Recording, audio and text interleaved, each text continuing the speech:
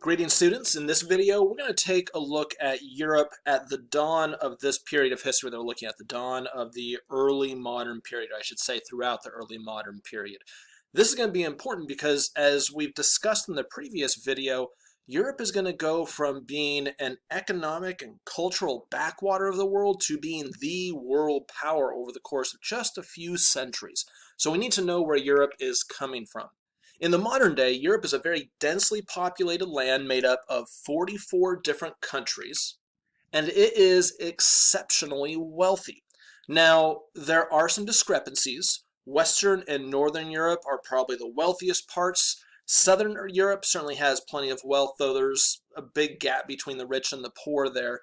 Eastern Europe, not so much. Eastern Europe in the modern day is significantly poorer than the rest of the continent. And that really comes from the early modern period. That division between Western and Eastern Europe starts in the early modern period. And it's something you're going to need to be very cognizant of as we move forward. When we start looking at the issues of like Russia and Eastern Europe, what they faced in the 1800s, then of course in the 1900s when communism takes over all of Eastern Europe. So much of what was driving that starts with the poverty of Eastern Europe that comes out of this early modern period. We've touched on this before, but we want to remember where Europe is coming from. In the ancient world, Northern and Eastern Europe had no large states. When we're talking about that classical age of the Greeks and the Romans, there weren't any major states way up in the north or in Eastern Europe. Germanic tribes primarily lived in these regions, and there were villages, and there were sometimes violent rivalries between chiefs, but no real kingdoms or empires. However, a good chunk of Western and Southern Europe had been part of the Roman Empire, modern-day France, Spain, Portugal, Italy, Britain. And when Rome became a Christian empire in the 4th century, all of these other areas also started Christianizing. By the time we get to the end of the 4th century, the late 300s, the government of Rome started stamping out ancient religions. So if you ever wonder why people don't still worship Jupiter or Zeus or any of those other classical religions, there was an active movement in the Roman Empire in the 390s to get rid of them completely and replace all of them with Christianity. This is why Europe is going to end up becoming the home of Christianity throughout much of the medieval period, all the way up until the modern day. In the 5th century, the western part of the Roman Empire fell. This includes all of modern-day Spain, Portugal, Italy, France, and England. Germanic tribes had come in and overran most of that part of Rome, setting up the first medieval kingdoms of Europe. The eastern part of the Roman Empire continued on as something that we call the Byzantine Empire, and they continued to rule over Southeast Europe, modern-day Turkey, Syria, Palestine, and Egypt. You might remember those are the same lands the Ottomans will end up ruling over eventually. In many ways, the Ottoman Empire just replaced the old Byzantine or Eastern Roman Empire. Just be aware that there is some continuity there. And in the 8th century, in the 700s, the Iberian Peninsula, that's this peninsula over here in the west that modern-day Spain and Portugal are part of. The Iberian Peninsula was conquered by Islamic Berbers who came from North Africa. The Berber people are an ethnic group that come out of North Africa, still live in North Africa, but the Berbers, along with Arabs, were the ones who actually invaded Spain and set up the Islamic caliphates of Spain. By the time we get halfway through the medieval period, around the year 1000 CE, Europe was starting to really look like what we would think of as modern Europe. Of course, it's not totally locked into those modern countries yet, but we can see that England and France, a big chunk of that Holy Roman Empire that'll eventually become Germany, Denmark, these places were starting to be solidified. And it's during the medieval period that the Pope, living in Rome, kept some echo of the Roman culture alive in the church. During the Middle Ages, the Pope in Rome really kept an echo of Roman culture alive in the church or through the church. So throughout the western portion of what had been the Roman Empire, those areas of the Holy Roman Empire, Germany, France, Italy, Britain, Spain, these areas still had a clear echo of Rome that was being maintained, including the fact that everybody in the church spoke Latin, the language of the Romans. And of course, that influenced all the languages around them. It's the reason why modern day French and Italian, Spanish, and Portuguese are called Romance languages. They are descendants of the language of the Romans. The Catholic Church was critical in maintaining a lot of Roman law and a lot of Roman custom. However, about halfway through the medieval period, in the year 1054, the Western Church broke off from the Eastern Church, where the patriarchs of the Eastern Church, very similar to the Pope of the Western Church, the Patriarch of Constantinople excommunicated the Pope then excommunicated the Patriarch, and we get now a Roman Catholic Church in the West and the Eastern Orthodox Church in the East. That Eastern Orthodox Church worked very hard to convert all of the people that lived in Eastern Europe. These folks are called Slavs, different from the Germans who are living in Western Europe, or I should say the Germanic people living in Western Europe. And so be aware of the fact that we have two different parts of Christianity by the time we get to the second half of the medieval period. They still see each other as Christians, but they didn't live in communion with each other. They didn't live in any type of agreed upon view of how Christianity is supposed to work. Some unity in Europe, but we can already see a little bit of that division of the West and the East. Now, the medieval period was an exceptionally violent time. Kings and lords were essentially gang leaders, knights were their hired thugs, and by the time we get to the 10th century, things were getting bad enough that the Catholic Church invented something called chivalry. They were trying to get knights to stop beating and killing and raping peasants and lower-ranking priests. And it's important to remember that almost everybody was a peasant. There were very, very few kings, lords, and knights compared to the rest of the population. And so chivalry was something that was invented because you had these knights, these thugs, that would go around killing whoever they wanted, taking whatever they wanted, and nobody could do anything about it. And the church wanted to convince these knights that living a more moral life, living a life that would serve these peasants better, would not only help get them into heaven, but it would also increase their fame and their renown. In addition to the fact that almost everybody was a peasant, there was one group of people or one class of peasants that you need to be aware of. They were called serfs. Serfs are people who are tied to the land, and what I mean by that is they work the land just like any other peasant would, but if that land gets sold, if a lord sells that land to another lord, those peasants, those serfs, come with it. They're not allowed to leave without permission from their lord, and they are essentially slaves. They had some rights that other slaves might not, but they didn't get to choose where to live. They didn't get to choose what they grew. They didn't get to keep most of what they had actually grew, and it was a pretty rough life. You need to remember that because Western Europe is going to get rid of their serfs or free their serfs a lot sooner than Eastern Europe, and that's going to make a huge difference in the economies of the two halves. Serfs, remember them. As the medieval period was coming to a close in the 14th century and the 1300s, new technology and knowledge was starting to arrive from China via the Mongols and the Islamic world. And as we had talked about in the previous lecture, this set off the Renaissance in Italy. Think of people like Michelangelo and Leonardo da Vinci, a lot of really great art, but also a lot of interest in things like the human body and the mechanics of it and the mechanics of the world around us. Not quite what we would think of as science, but certainly a stepping stone toward science. By the time we get to the 15th century, due to technologies that had been imported from China and India and the Middle East, sailing technology had significantly advanced in Europe using things like the compass. And Portugal in the 1400s started making heavy use of that new technology, exploring the African coast. Their goal was to find a route around the Ottoman Empire so they could go straight to India and Indonesia to buy spices. At this point in history, Europeans didn't have a whole lot of good flavorings for their food, and the rich folks that could afford it had to buy it from the Ottomans. They were the midway point between those spice islands in India and China and Europe. Portugal was hoping to cut out the middleman, and if they could cut out the middleman, get their hands on the spices themselves and sell them directly to Europe, there was a ton of money to be made in that. If you ever open up your spice cabinet and you have more than like 6 or 7 spices in it, You have more spices than kings of Europe often had in the 1200s and 1300s. As the Portuguese were making their way south, trying to find that way around Africa, they did start trading with African kingdoms.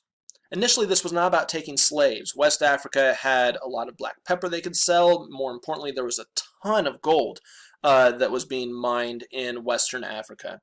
And the Portuguese were able to continue on south. When they rounded the southern coast of Africa, they started getting extremely rich off the Indian Ocean trade.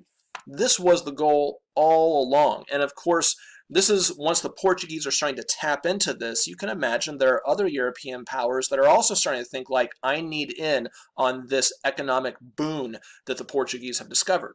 So in 1492, the king and queen of Spain defeated the very last Muslim kingdom in Iberia. And as soon as they completed that, they had called up Christopher Columbus. Christopher Columbus had approached them beforehand, but they were busy with a war. Once they finished that war, they called him back and were like, we're ready for you to get to work for us.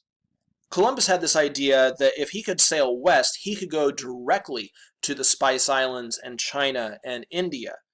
Columbus thought the globe was a whole lot smaller than it was. As a matter of fact, the king and queen of Spain were a little bit iffy on this whole sell. Their advisors told them that Columbus didn't know how big the globe was, that that trip was going to take way longer, and their advisors were correct. Columbus just got lucky that there was a big continent in the middle, or we never would have heard from him again. He wouldn't have enough food and supplies to make it all the way to Japan or China or India. And so Columbus ended up landing in the Caribbean.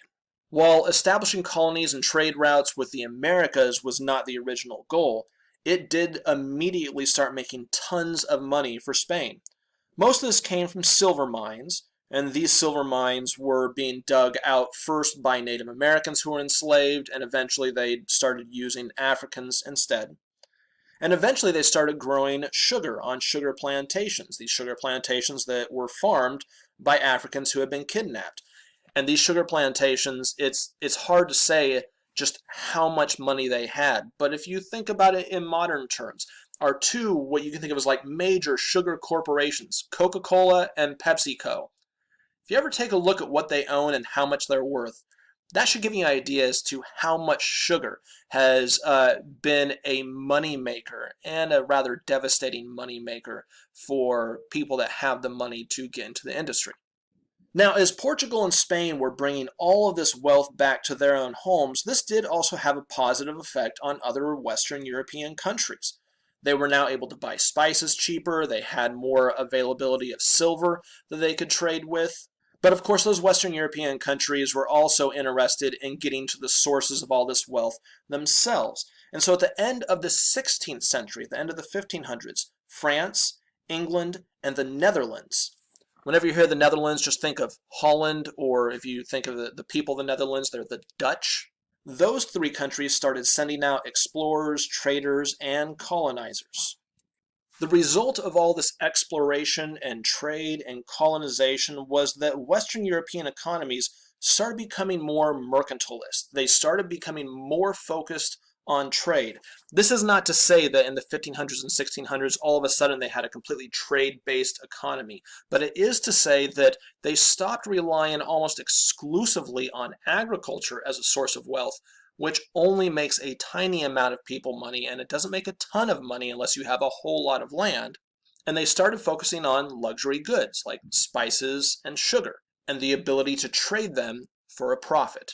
They invented stock exchanges, like the very first stock exchange in Amsterdam in 1602. EST, by the way, on that down there just means established in 1602 CE. And so it was trade rather than land where fortunes were really being made. In some areas of Western Europe, serfs were starting to be set free. They were not really making a lot of money for their lords. But there were now merchants in cities who needed people to man their ships and work the docks. Of course, as more money was being made off of all this trade, more money could be reinvested into building more boats and better boats, making better maps, sending out more colonies, creating more weapons that will allow companies and countries to take over more land. Like I said, in the 17th century, we get the first stock exchanges, the first one being created in Amsterdam in the Netherlands, another one very soon after that being created in Britain. Money was also starting to be invested in education. You needed people that could do the books. You needed people that could take care of all the legal issues within the countries. And in the process of filling that need, what you end up with is a middle class that is more educated than it had been at any point during the medieval period, really had been even during the classical age. More universities were founded, and having more educated folks helped give rise to a new revolution, the scientific revolution. Now, you're going to be learning about this in another video, but in the late 16th throughout the 17th centuries, members of Europeans' expanding middle class started doing experiments with nature. And this really is the beginning of the process of unlocking the keys to the universe. Studying science gave people brand new perspectives. For example, no longer did everybody believe that the Earth was the center of the universe. More people were starting to see the sun as the center of the universe. It's going to take a while before they discover galaxies and whatnot. But you can imagine that really changes people's perception of who they are. If you used to be the center of everything and then science tells you that you're not as special as you think you are, that can be very devastating to the psyche, but it also opens up a whole new realm of possibilities. What else is out there to be discovered? And of course, those technologies can go into building better guns, better ships, better medicine, things that will give Europe the edge over the next few hundred years. At the same time that all this change was coming to Europe, a new Christian sect emerged.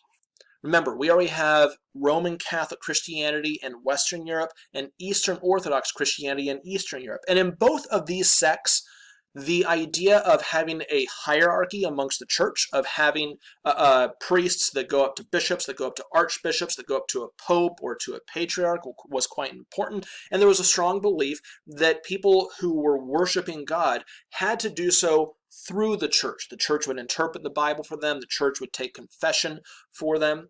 But in 1517, a man named Martin Luther will challenge these ideas and set off an entirely different type of revolution, something that we call the Protestant Reformation. Martin Luther had a take on Christianity that really undermined the authority of the Catholic Church. He emphasized a personal connection with God.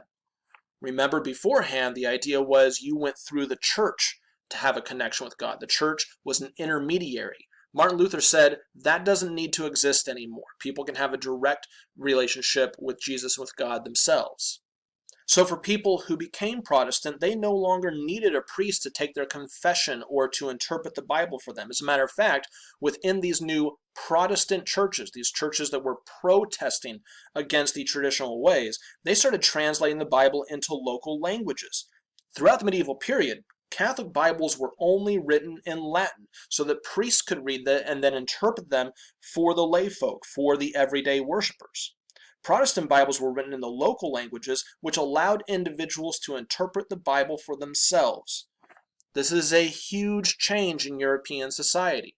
And this is a change that really starts to create a sense of individualism amongst Protestant countries. The areas that really went Protestant: Northern Germany, Northern Europe, and Britain. There were some Protestants in France as well, but those were really the major areas. And what we're going to see is that in those areas of Denmark and the Netherlands and England and Northern Germany, a form of money making that we call capitalism will eventually emerge. And one of the roots of these capitalistic ideas was that individuals should take care of themselves. You didn't need to have a community taking care of everybody. What you needed were individuals that are entrepreneurs, that were willing to go out and take risks so that they can make money for themselves. As a matter of fact, in a lot of these early Protestant churches, there was a belief that if you had money, that was a sign that God liked you. That was a sign that you were living a good life. And so amongst a lot of these Protestant communities,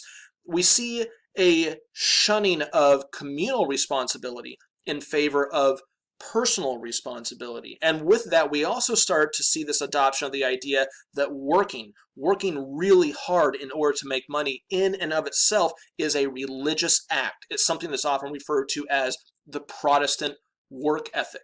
You need to be aware of this because that is going to drive the economies of places like England and the Netherlands, economies that will pull the rest of Europe forward in terms of wealth. Now, some people really dug this new sect. Others saw it as an untenable challenge to traditional authority. Throughout the 16th century, throughout the 1500s, there were wars between Protestants and Catholics here and there, some that were taking place in the Netherlands, in France, in the Holy Roman Empire, which again is eventually going to become Germany. But in 1618, all of this came to a head. From 1618 to 1648, we have something called the 30 Years' War. Now, the 30 Years' War ostensibly was a war between Protestants and Catholics. However, like everything in politics, it's not that cut and dry. There were some times that Catholics fought against Catholics, Protestants against Protestants, but the things that got the war going had a lot to do with this debate between Protestant and Catholics on what the appropriate way to practice Christianity was. A good way to think about this, and we'll come back to this when we get to the modern period, the Middle East right now is experiencing a significant conflict between the sects of Sunni and Shiite Islam. And if you can think of a lot of the chaos that's coming out of that in the modern Middle East, it was a very similar type of chaos that was taking place in Europe during the 30 Years' War and really throughout the Protestant Reformation. This 30 Years' War was incredibly destructive. Most of it was fought in the Holy Roman Empire. As you can see over here, there were parts of the empire that lost over 50% of their population, and in some smaller areas where entire villages were wiped out, where you have areas the size of, say, Madison County here in Nebraska, you might have 90% of the people either being killed or being forced to flee. And so this war ended with Europe creating a new international order. By the time we get to the 1640s, a lot of these different European powers that were fighting each other met in Westphalia, in what was something we call the Congress of Westphalia. And at this Congress of Westphalia, they hammered out a peace agreement that could put an end to this just insanely destructive war. And this is going to be another important milestone that you need to keep in mind. The Congress of Westphalia is Europe's first real foray into international politics. Before that, you might have the King of England and the King of France hammer out a deal between each other. Or you might have, the head of the Holy Roman Empire hammering out a deal with the Pope. But this is the first time that we have representatives of different groups. So kings weren't necessarily always there. Quite often they might send just representatives as diplomats. And those representatives represented their countries as individual sovereign states. So you had people that were representing England or representing France. Because remember, this is the 30 Years' War, and there was definitely changes in kings throughout that time, but the states stayed the same. The idea was to bring balance back to Europe. Obviously, Europe can no longer be unified by Catholicism, and in order to avoid future religious wars, religion became less influential on the politics of Europe. That's not to say that religion completely leaves the politics of Europe in 1648, but it is to say that people started thinking of making deals between different countries in terms of economics and politics and diplomacy, and much less in terms of theology. Like I said, it was primarily diplomats who negotiated the final peace, what we could call ministers of state, not kings who were hammering out personal agreements with each other. And what comes out of this Congress of Westphalia is what we call the Peace of Westphalia. And the Peace of Westphalia, again, solidified the idea of sovereign states in Europe. So a good way to think about these sovereign states is that a state exists, or a sovereign state exists, regardless of who's king. It's not like you get a new king and you have a new state. This idea is that the king could gain more land, but that doesn't change the state they're coming from. So if you have the King of England, England is its own state, and if that king then conquers Scotland, Scotland doesn't become part of the King of England. Scotland is its own separate sovereign state. The king can be king of both, and so they could be unified in that way, but they cannot be intermingled. The idea of states that have clear boundaries, and within those boundaries, there is something that maintains what we would call sovereignty, ultimate authority, that goes beyond ideas of personal kingship.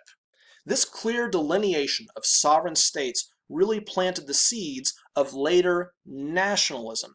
As we're going to be seeing here in the next few weeks, Europe is going to be the first place to really explore this idea of a nation, of a group of people that live within a specific area that have a common history and are tied together in a social way in a similar fashion that families are tied together. So just be aware that the Peace of Westphalia plants the seeds of nationalism. We're not to nationalism yet, but remember that it's planting those seeds, just as it's planting the seeds of the idea of an international order. So you can almost say that it's like the ancestor of the UN, of the United Nations. And just to make sure we're familiar with all the countries that we're going to be talking about over the next few weeks, we're just going to quickly look over some of the major states of Europe's 17th century. Many of the states we're currently familiar with had been established even going back to the Middle Ages. So places like England and France. Spain and Portugal were also early states that existed well before the Peace of Westphalia. By the time we get to 1648, Ireland, Scotland, and England were all different kingdoms, but they did all have the same king. Technically in 1648 there was no king. They had killed the king for a while, but we're not going to worry about that. Just be aware that those three countries, those three individual states, had been unified underneath one monarchy, but they were still individual sovereign states. The United Provinces of the Netherlands, this Dutch republic here on the map, was a semi-democratic republic where you actually had people that voted for representatives. The Holy Roman Empire, this really big chunk within these dark red lines, the Holy Roman Empire was really mainly a ceremonial state. It was made up of all these individual principalities and duchies and cities that held sovereignty over themselves. But the leaders of each of those states had the ability to elect in an emperor that was supposed to lead them as a group. A good way to think about this is like the United Nations. The United Nations is all the nations of Earth come together and where they have a secretary general that heads it up. But the United Nations really isn't a unified government. Now, almost everybody in the Holy Roman Empire spoke some form of German, and the two most powerful states that existed in it were Prussia and Austria. You need to remember both of those because Prussia and Austria are going to end up really vying with each other for influence over all the other smaller German states. And eventually, it's going to be Prussia that actually unifies all those small Holy Roman Empire states into the country of Germany.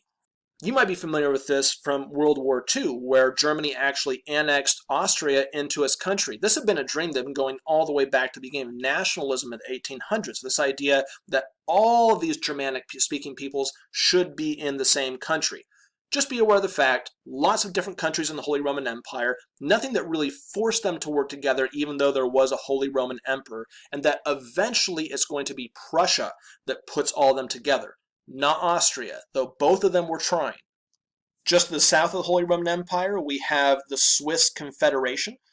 This is modern-day Switzerland, and it was made up of several Swiss city-states that were called cantons. And these city-states essentially just binded together in a confederation where they could have mutual support and trade. Over in Eastern Europe, we have the Poland-Lithuanian Commonwealth. The people of Poland were actually doing pretty well in the 17th century, but things are going to get really rough for that country starting in the 18th century. And one of the things that we're going to see happen to Poland time and time again is it's going to get divided up between the forces of Germany and the forces of Russia. The Polish people doing great in the 1600s. By the time we get to the end of the 1700s, it's going to go bad, and it's going to go bad all the way up until about the 1990s. In the 17th century, in the 1600s, Russia was only nominally part of Europe. For most of its history, or most of its early history, Russia was much more part of Asia, and Central Asia in particular, than it was Europe itself. But at the end of the 1600s, one of Russia's czars, or one of their kings, one of their emperors, a guy named Peter the Great, is going to work really hard to make his country more European.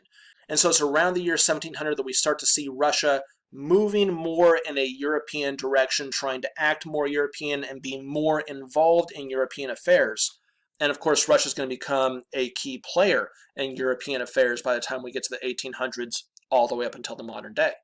You can also see here on this map that in the 17th century, the Ottoman Empire still ruled most of Southeast Europe. And finally, you can also see that Italy at this time was broken up into several different states. The Pope actually had control over central Italy and the Papal States. This area up to the north of that, called, that you see that says the Italian states, that was actually a whole ton of smaller principalities and duchies, just like what we see up in the Holy Roman Empire. So one of the advantages that a lot of these Western European countries had in 1648 was that they were unified. You can see this big country of France, of Spain, of Portugal, of England. And then as you start moving east, you have all of these tiny little countries that most were not able to really solidify a lot of power. Prussia and Austria being an exception to that rule. And so it's these Western European states, particularly France, England, and the Netherlands, that are going to go on to conquer the world after the Peace of Westphalia. And it's these Eastern European states that are going to start falling behind. Eastern European states that don't have the ability to send out ships, don't have the ability to create colonies, don't have the ability to trade quite as widely, and of course, we're not as unified as a sovereign state, weren't as large as sovereign states as we see over in Western Europe.